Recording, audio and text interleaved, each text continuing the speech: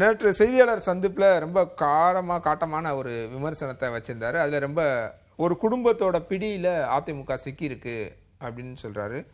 அதில் ரொம்ப குறிப்பாக கிட்டத்தட்ட வெற்றி பெற்ற 47 இடங்களில் 31 தொகுதிகளில் பாமகவால் தான் வெற்றி கிடைச்சிருக்கு அப்படின்றாரு.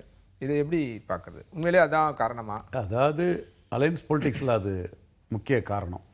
அந்த இடத்துக்குள்ள எடப்பாடிக்கு அது சாதகமான சூழ்நிலையாக தான் இருந்தது. எடப்பாடி பொறுத்தளவில் வன்னியர்களுக்கும் பாட்டாளி மக்கள் கட்சிங்க தான் முக்கியத்துவம் கொடுக்கக்கூடிய அரசியலை பண்ணார்.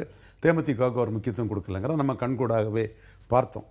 இதில் அவர் கடலூரில் பேசும்போது 10.5 நான் தான் தந்தேன், நான் ஆட்சிக்கு வந்தவன் தருவேன்கிறதெல்லாம் சொன்னார். அதே இது திருச்சியில் பேசும்போது முத்திரையர்களும் முக்குலத்தோடு இருக்கும்போது கொஞ்சம் மாற்றி பேசினார். என்றாலும் கடலூரில் பேசினது இந்த மக்களுக்காக பேசினார்.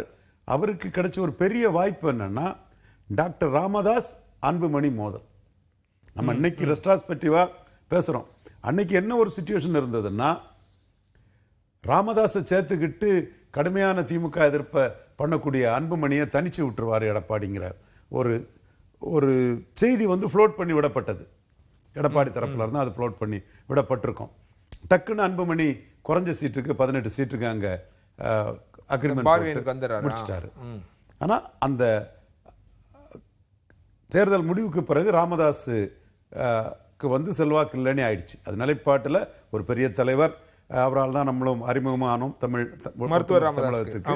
பட் அவர் பெரிய தலைவர், அவரோட ஸ்டேச்சர் பெருசு, பட் வாக்கு வீதங்கிறது அவருக்கு இல்லைன்னு ஆயிடுச்சு. அப்போ பாமகங்கிறது அன்புமணி ராமதாஸ்ன்னு வரும்போது, அன்புமணி ராமதாஸோட கான்ட்ரிபியூஷன் எடப்பாடிக்கு பெரிய அளவில் இருக்குது. மும்முனை போட்டின்னு வரும்போது விஜயின் தாக்குதலையும் மீறி தாக்கு பிடிச்சி 31 சீட்டு வட தமிழகத்தில் வெற்றி பெறதுக்கு காரணம் பாமக செல்வாக்கு, அன்புமணி செல்வாக்கு. இன்னும் சொல்ல போனால் வன்னியர் சமூகத்தின் பலம்ங்கிறது தான் சிவி சண்முகம் தனக்கும் அதில் கிளைமை வச்சு தான் அதை சொல்கிறாரு. சிவி சண்முகத்தோட அந்த கிளைம் உண்மைதான். ஒரு சில சீட்டுகளை தோற்றுருக்கோம், அந்த சீட்டு தோற்றுதா இந்த சீட்டு தோற்றுதாங்கிற வெற்றி பெற்றதான் கேள்விகளெல்லாம் அக்ரி கிருஷ்ணமூர்த்தி போன்றவங்க கேட்குறாங்க.